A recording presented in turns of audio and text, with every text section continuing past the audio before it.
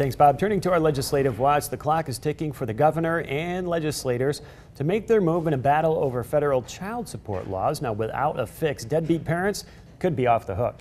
Now, Governor Otter is giving some insight into what's being done behind the scenes to sort out the legal mess.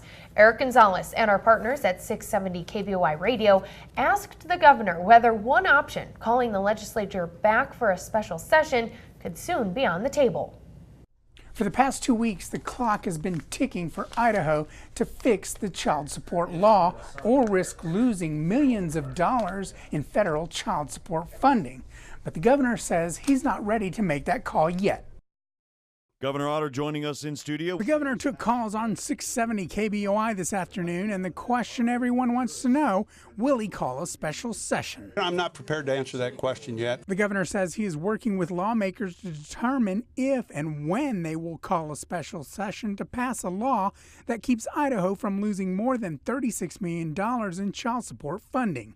He says one of the deal breakers during the session were fears about Sharia law. I think most everybody, even those that kind of mentioned that as an issue, why they were against it, have discounted the fact that we're going to have Sharia law in Idaho. The governor says if they do have a special session, they can knock it out in no time. I think we could, if we do our homework right, if we get the right people at the table early on, if we can get certain agreements in place, I think we can do it in a day. Otter says there is no quick fix on child support funding, and it has to be fixed with a law in the Idaho Code. I can create task force and I can ask them to study things. There's a lot of things that I can do with executive order, but I can't write law.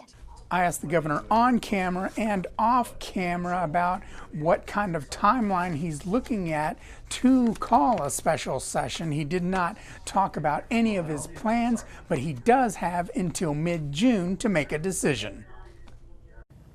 Well, callers had other questions for the governor as well. At the top of the list, why he vetoed a bill to legalize cannabis oil.